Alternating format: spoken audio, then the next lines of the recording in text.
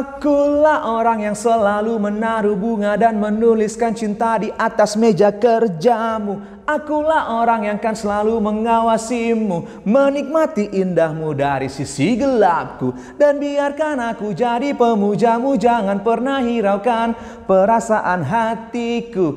Tenanglah tenang pujaan hatiku sayang, aku takkan sampai hati bila menyentuhmu.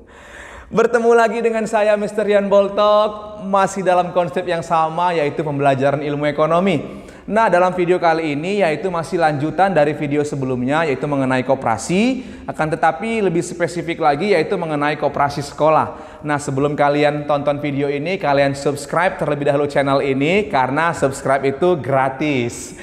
Oke, terima kasih semuanya dan selamat menonton.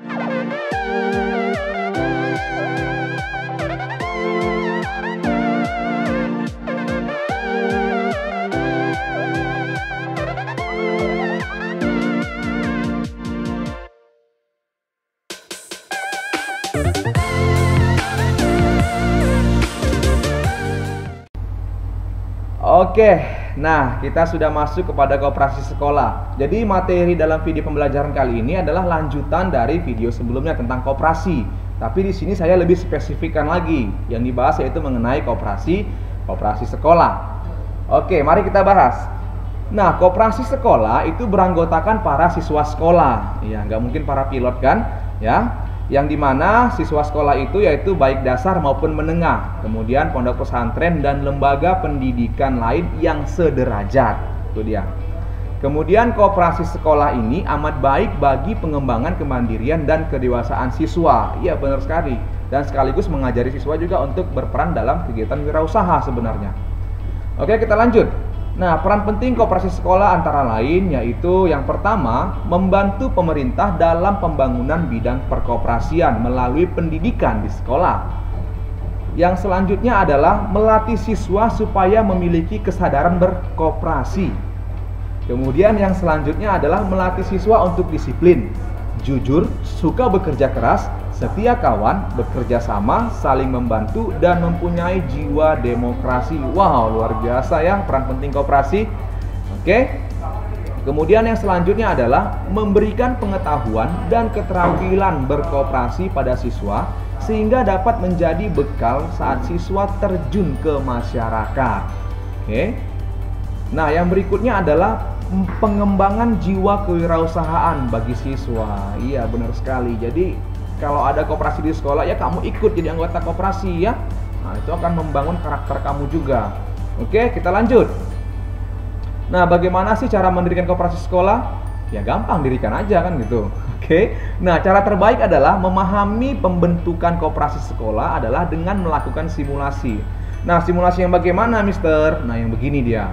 Oke, simulasi itu adalah menggambarkan atau menirukan suatu sistem atau proses yang mirip dengan keadaan yang sesungguhnya. Ya, oke, masih bingung ya? Nah, ini dia biar nggak bingung. Oke, kita lanjut dulu ya. Nah, dimana nanti kalian dapat melakukan simulasi tersebut dengan cara sebagai berikut. Nah, yang pertama itu adalah setidaknya seminggu sebelum melakukan simulasi, bagilah kelasmu ke dalam kelompok yang dibutuhkan. Oke, tapi kan ini daring, ya sudah nggak apa-apa, mungkin bagi kelompoknya lewat daring. Ya, kemudian masing-masing kelompok akan mengerjakan satu tahap. Ya. Kemudian sebelum melakukan simulasi, lakukan pertemuan antar anggota kelompok untuk menentukan peran yang akan dimainkan setiap siswa dan tindakan-tindakan atau persiapan apa yang harus dilakukan. Ya, oke, gunakan bab ini sebagai panduan awal nanti. Oke, nah kita lanjutkan ya. Mungkin nanti bisa diterapkan kalau sudah COVID berlalu. Oke, kita lanjutkan. Nah, kemudian simulasinya itu adalah, ingatlah bahwa simulasi ini seperti sebuah drama, ya, di mana aspek-aspek yang menjadi penilaian disarankan untuk disepakati bersama antar siswa dan guru. Ya, kemudian kalian diperbolehkan untuk melakukan berbagai penyesuaian sesuai dengan situasi dan kondisi kelas di dalam sekolah. Ya. Kemudian, nah, tahap-tahap pembentukan koperasi sekolah seperti ini dia, lihat. Ya, yang pertama, tahap pertama adalah tahap persiapan. Tadi setelah kita sudah berbicara masalah simulasi, lalu kita masuk kepada tahap pembentukannya. Nah, yang tahap pertama itulah persiapan. Nah, di mana tahap ini merupakan rapat pertama yang mempertemukan guru atau sebagai pembina dengan murid untuk mempersiapkan pembentukan koperasi sekolah serta membentuk panitia pendirian koperasi sekolah. Oke. Nah, di mana rapat ini akan merundingkan hal-hal yang berikut ini. Nah, yang pertama dalam rapat tahap pertama ini yaitu tugas panitia pendiri koperasi sekolah bersama murid, ya. Nah, itu dia. Jadi tugas panitia pendiri koperasi sekolah bersama murid itu apa gitu. Kemudian jabatan apa saja yang ada di dalam panitia pendiri sekolah. Kemudian siapa yang akan menjadi panitia pendiri koperasi sekolah, ya. Di mana keputusan ini harus diambil melalui voting. Nah, itu dia. Kita lanjutkan. Oke, kita lanjutkan. Nah, yang selanjutnya tahap ketiga, di mana dalam rapat tahap ketiga ini diadakan rapat pengoperasian koperasi sekolah. Nah, yaitu di mana dalam rapat ini akan dihadiri guru sebagai pembina, kemudian murid sebagai anggota koperasi, serta para pendukung rapat seperti pembawa acara dan notulis, ya, atau notulen. Nah, kemudian pada rapat ini akan dibicarakan hal-hal sebagai berikut ini. Nah, yaitu yang pertama tentang modal koperasinya dari mana, kan? Kemudian pengelolaan koperasi sekolahnya bagaimana? Kemudian barang apa saja yang akan dijual di koperasi tersebut? Kemudian bagaimana cara mendapatkannya secara murah? Ya. Kemudian barang-barang pendukung apakah yang akan dibutuhkan atau yang harus ada dalam koperasi sekolah tersebut? Nah, itu tahap ketiga. Oke. Nah, lanjut. Yang selanjutnya tahap keempat yaitu rapat rapat penyusunan anggaran dasar dan anggaran rumah tangga AD dan ART. Nah, di mana dalam penyusunan anggaran dasar ini, ya, anggaran dasar ini adalah aturan dasar tertulis berkenaan dengan tata kehidupan koperasi. Jadi dalam AD ART ini itu adalah peraturan-peraturan yang harus dipatuhi oleh seluruh anggota koperasi, termasuk pengurus dan pengawas. Itu dia. Oke. Kemudian dalam anggaran dasar ini juga disusun dan disepakati oleh para pendiri koperasi pada saat rapat pembentukan koperasi. Oke. Kemudian anggaran dasar itu antara lain adalah yang pertama daftar nama pendiri, kemudian nama dan tempat kedudukannya, kemudian maksud dan tujuan serta bidang usahanya. Nah, oke. Dan yang kemudian adalah ketentuan mengenai keanggotaannya. Oke, kita lanjut. Ya, kita lanjut. Nah, yang tahap kelima, belum ya, masih ada lanjutan, sorry. Ketentuan mengenai rapat anggota ya. Kemudian ketentuan mengenai pengelolaan, kemudian ketentuan mengenai permodalan. Nah, itulah yang perlu ada di dalam anggaran dasar tadi ya. Nah, yang berikutnya adalah ketentuan mengenai jangka waktu berdirinya. Kita lanjut. Nah, kemudian ketentuan mengenai pembagian sisa hasil usaha. Nah, itu dia. Oke, berikutnya ketentuan mengenai sanksi. Nah, kita lanjutkan. Nah, tadi ada 10 poin ya yang berada di dalam anggaran dasar rumah tangga tadi ya. Kemudian rapat ini juga akan menentukan pasal-pasal mana yang akan ditambah atau bahkan boleh dibuang, kan gitu dia. Oke. Kemudian, kalau yang ART-nya, anggaran rumah tangga, itu merupakan penjelasan lebih rinci dari anggaran dasar berkaitan dengan tindakan yang harus dilakukan, ya, baik kepada pengurus, pengawas, maupun kepada seluruh anggota koperasi. Nah, sehingga pada akhir rapat anggota akan memberikan keputusan mengenai draft anggaran dasar dan anggaran rumah tangga koperasi itu sendiri. Nah, itu dia. Oke, masih konsentrasi ya. Nah, minum vitamin dulu biar konsentrasi. Kita lanjutkan. Baik, yang selanjutnya yaitu tahap kelima, pengajuan pengesahan koperasi. Tahap terakhir ini ya, pengajuan pengesahan koperasi. Nah, setelah semua selesai ADART-nya, lalu kita pengajuan pengesahan, di mana tahap ini merupakan tahap terakhir ya. Nah ini merupakan tahap di mana pengurus melakukan pengajuan ya, kemudian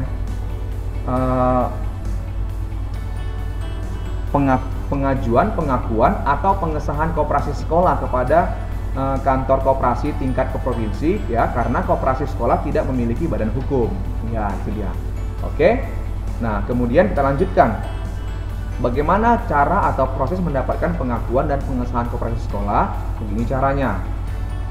Nah yang pertama itu adalah mengajukan permohonan pengakuan atau pengesahan kepada kantor tingkat provinsi ya. Nah, di mana pengajuan ini dapat dilakukan melalui kantor koperasi tingkat 2 yaitu kabupaten kota dengan dilampiri dokumen seperti berikut. Yang pertama ADART yang sudah disetujui anggota ya, kemudian berita acara pembentukan koperasi sekolah yang ditandatangani oleh panitia itu sendiri. Nah, kemudian draft susunan pengurus koperasi sekolah. Nah, kita lanjutkan. Kita lanjutkan apa saja lagi yang dibutuh dilampirkan dalam dokumennya, yaitu neraca awal yang memuat tentang kekayaan dan permodalan koperasi sekolah pada saat pendirian. Nah, kemudian surat persetujuan pembentukan koperasi sekolah dari kepala sekolah. Itu dia. Nah, yang berikutnya itu adalah bagaimana cara pengajuannya, yaitu setelah kantor koperasi tingkat 2 atau kabupaten kota menerima surat permohonan tersebut, maka akan diberikan surat tanda terima yang bisa digunakan sebagai landasan hukum untuk menjalankan kegiatan koperasi sekolah sambil menunggu akta pengakuan atau akta pengesahan atau akta pendirian sebagaimana dikeluarkan oleh kantor koperasi tingkat provinsi. Nah, kita lanjutkan. Yang selanjutnya. Nah, yang selanjutnya yaitu di kantor koperasi tingkat 2 berkas pengajuan akan dinilai ya. Nah, nanti akan dinilai. Kemudian di kantor koperasi tingkat provinsi ya, berkas pengajuan akan dinilai kembali ya. Tadi tingkat 2 ya, yaitu kota baru masuk ke provinsi ya. Kemudian di mana berkas pengajuan akan dinilai kembali, kalau sudah memenuhi syarat akan dikeluarkan akta pengakuan atau akta pengesahan atau akta pendirian koperasi sekolah yang bersangkutan. Nah, begitu dia. Kita lanjut. Nah, barang yang diusahakan koperasi sekolah apa saja ya? Barang yang diusahakan ya, dimana pengurus koperasi menyediakan barang-barang yang dibutuhkan oleh siswa. Maksudnya yang diusahakan tuh yang dijual ya, khususnya barang-barang yang dapat menunjang proses pembelajaran siswa, yaitu seperti alat tulis, buku pelajaran, kemudian menyelenggarakan kafetaria sekolah, kemudian pemakaian seragam sekolah, makanan kecil, minuman, permen dan lain-lain. Berarti dia yang berhubungan dengan kepentingan sekolah ya, kepentingan siswa pada khususnya ya. Kemudian jika memungkinkan, koperasi juga dapat menyediakan barang antara lain seperti sikat gigi, pasta gigi, sabun dan lain-lain ya. Siapa tahu kalian ke sekolah nggak mandi kan gitu, bisa mandi dulu di kamar mandi, nggak sikat gigi, nah bisa beli sikat gigi di koperasi sikat gigi ya. Nah itu dia, itu maksud tujuannya mungkin ya. Kemudian apalagi yang diusahakan koperasi sekolah ya, yaitu koperasi sekolah juga dapat memperoleh barang dagangan dengan murah dengan membeli barang di pasar grosir atau agen langsung dan menjualnya kembali dengan keuntungan yang cukup ya, yang selanjutnya adalah pengelolaan koperasi sekolah ya. Yang pertama itu mengenai permodalannya. Jadi hampir sama sih modal koperasi itu ya, semuanya bersumber dari simpanan pokok, simpanan wajib, itu sama aja ya, baik koperasi sekolah ataupun koperasi apapun itu. Nah, yang pertama yaitu modal sendiri. Itu bersumber dari simpanan pokok, yaitu merupakan simpanan anggota dengan jumlah yang sama besar untuk setiap anggota dan dibayarkan hanya sekali ya, ketika kita join pertama sekali pada koperasi tersebut. Kemudian ada namanya simpanan wajib, yaitu dia seperti iuran yang wajib kita bayarkan setiap bulannya, ya itu dia. Kalau di sekolah namanya uang sekolah ya. Kemudian kita lanjut, ada yang namanya dana cadangan ya, di mana sejumlah uang yang diperoleh dari penyisihan sisa hasil usaha ya, di mana di video kemarin kan sebelumnya sudah saya sampaikan ya tentang modal-modal koperasi ya. Jadi dana cadangan ini sisa hasil usaha yang tidak dibagikan, itu dia. Kemudian ada hibah. Hibah ini bantuan bisa dari pihak anggota koperasi ataupun dari luar ya, ataupun dari lembaga ataupun perusahaan lainnya. Ya. Nah, ini contoh buku simpanan milik anggota koperasi sekolah. Nah, ada namanya simpanan pokok, simpanan wajib, simpanan sukarela. Ya. Nah, itu dia. Oke, kita lanjut. Nah, ada modal pinjaman ya, yaitu simpanan sukarela anggota, pinjaman dari koperasi lain, pinjaman dari lembaga perbankan ya, atau lembaga keuangan lainnya. Kemudian modal penyertaan, yaitu di mana modal ini berasal dari pemerintah atau dari sekolah itu sendiri maupun dari masyarakat ya, di mana manfaatnya untuk meningkatkan usaha koperasi, khususnya untuk kegiatan investasi. Itu dia. Kita lanjut. Baik, yang selanjutnya yaitu bidang organisasi. Nah, bidang organisasi yaitu meliputi rapat anggota. Nah, di mana rapat anggota ini pemegang kekuasaan tertinggi dalam koperasi ya. Oke, kemudian pengambil keputusan juga dia. Oke, kemudian apa sih tujuan rapat anggota? Yang pertama, membentuk anggaran dasar. Yang kedua, membuat kebijakan umum di bidang organisasi, manajemen dan usaha koperasi. Yang selanjutnya, pemilihan, pengangkatan dan pemberhentian pengurus dan pengawas.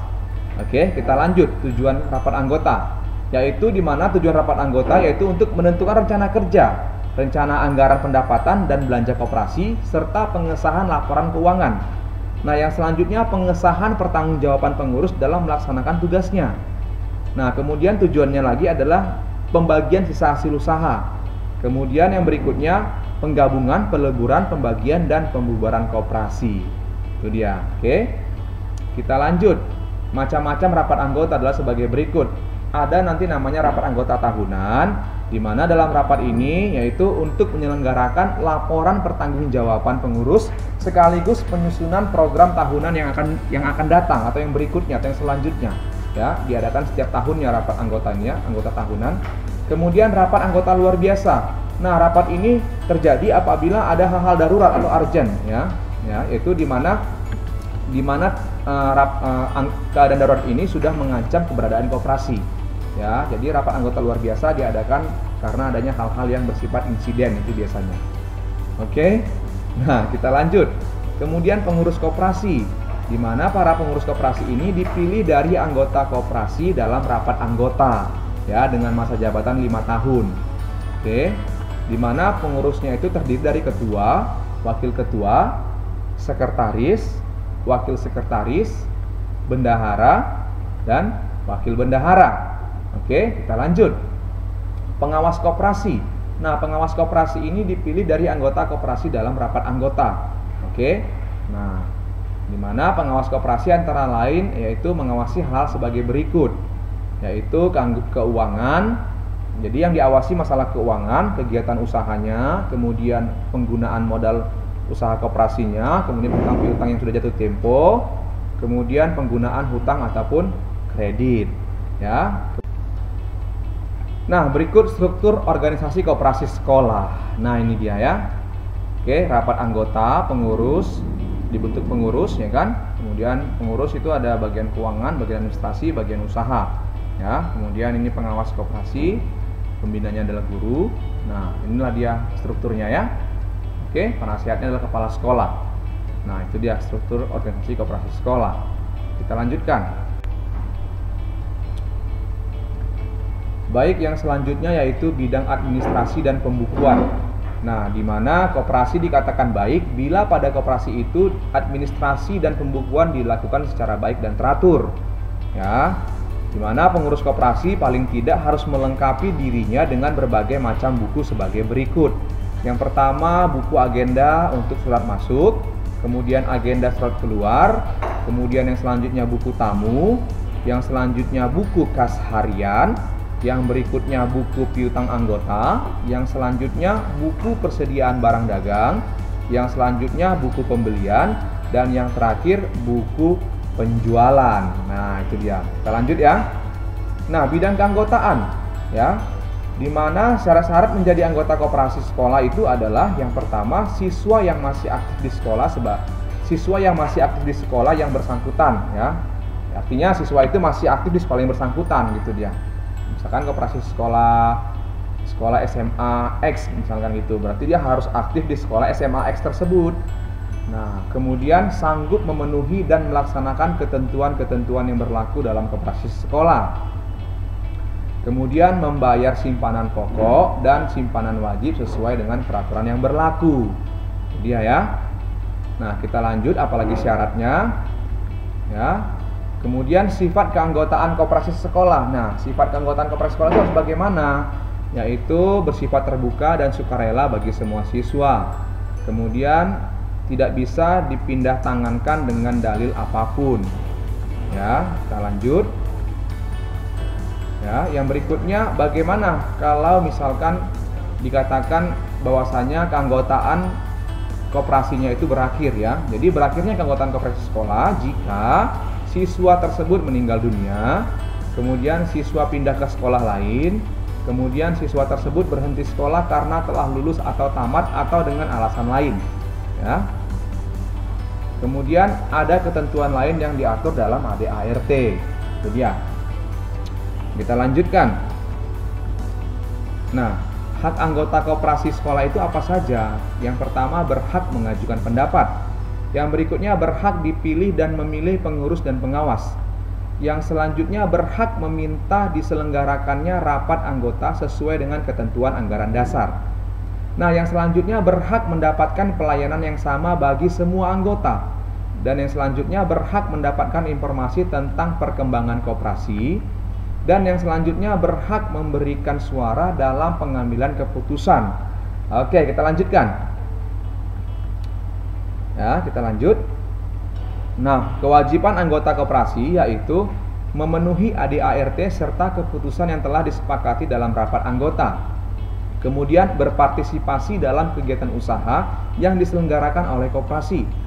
Yang selanjutnya kewajibannya itu adalah mengembangkan dan memelihara koperasi sekolah. Oke, kita lanjutkan.